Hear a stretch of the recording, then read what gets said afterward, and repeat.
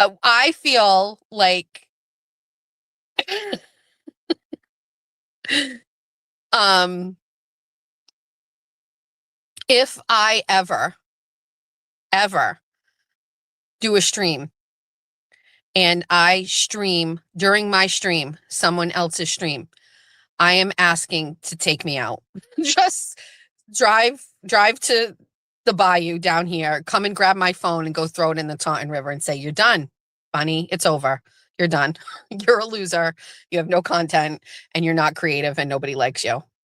He's blaming it on Rat House. Better not fucking come at Rat House. Do not come at my rats. No way.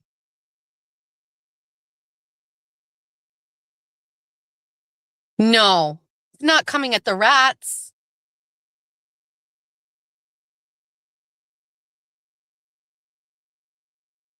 Ashley saying I'm behind. Better got the axe. Apparently not, Ashley. Get to the 2-hour mark. No, not Rat House Media. No. Danny and them are so. In a way, I'm even more protective of Rat House Media than I am of my own bunnies because I raised you all and you are all scrappy like me, right? If you're a bunny, you're thick-skinned. If you're not, we're getting there, right? So I feel in a way the besties and the bunnies can handle it. You better be able to handle it. But Rat House Media, they're their own thing and they are such a comfort to me. I've explained this. There is something about the streams that they do and the watching the elbow room, but also like the way that they get along. Danny runs a good ship over there. If Danny's in charge, I'm not sure, but he is. And so I just, for my own personal benefit, we must protect Rat House Media at all costs. I absolutely love Rat House Media. And if there was some sort of a line being drawn in the sand between Ray and Rat House, I can tell you who's going on the Horizon social chart and who's not. Rob Reiner's son is in custody. Oh my God. I figured that was going to happen.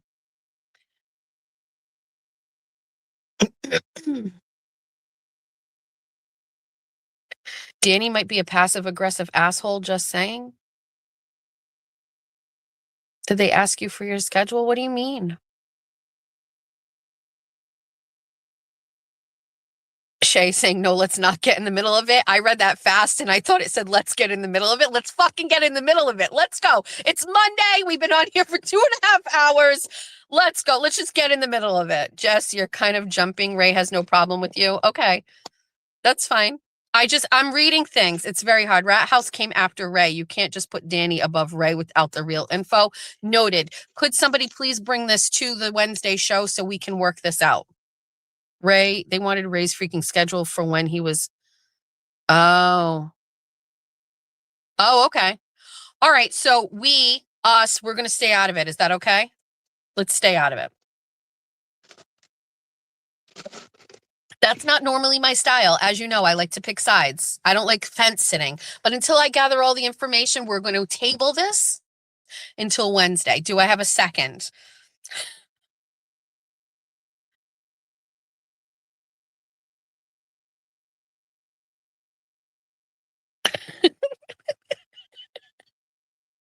With all the motions, it's good.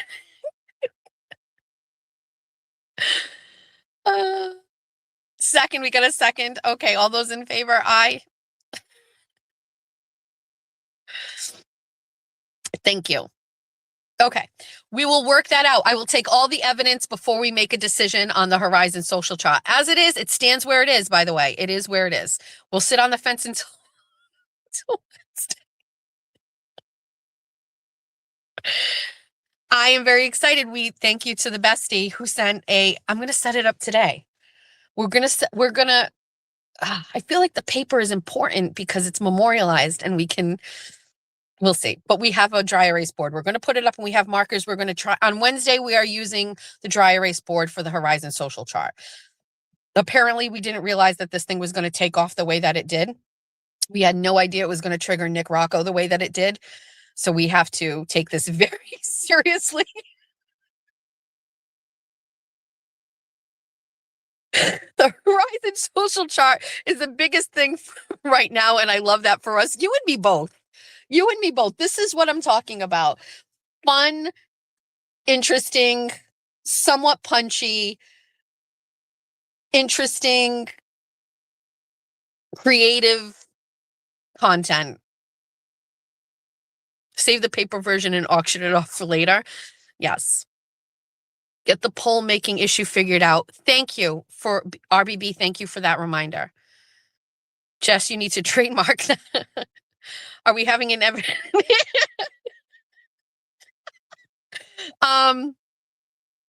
My number is in the previous chats, but send me things that we need to work on, please. I got to get out of this car. By the way, I haven't had it running because Jeffrey is home today and he would be mad. So I'm in the cold and I need to go to the bathroom and I need to pee and I need to get going. I need to get in front of my computer and look at things. So I know this is an extraordinary long 2.5 hour morning live stream. What the fuck are you people doing with your lives where you can listen to this the whole time? There's 6,000 people showing me this right now. This is insane. I need you to end this, bestie, so I can get my ass on the treadmill. We're done. We are done. I apologize if I offended anybody. I'm sorry. Wait, never mind. Scratch that. No, I don't. I don't care.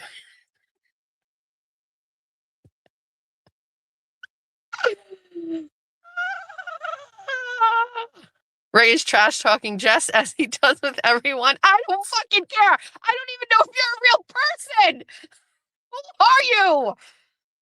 Why? Why? Why are we doing this?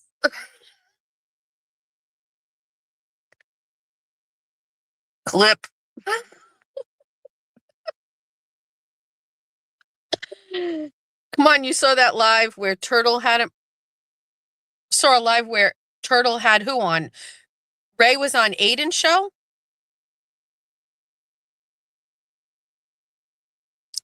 Wait, was Ray actually on? Did somebody say Ray has 13 viewers right now? Shut your fucking face.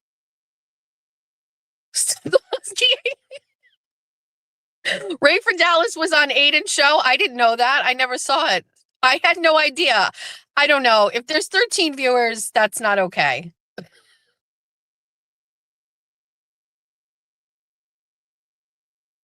I'd still vote for a Jeff only members only. Fuck you, Ricky. All right, listen, let's go do one thing.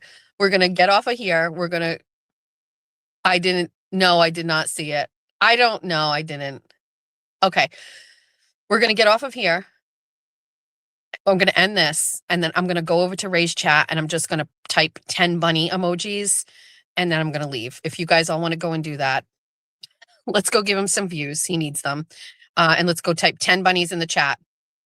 And I don't know if you follow him, but it's Ray for Dallas on YouTube. Okay. So we're going to go do that.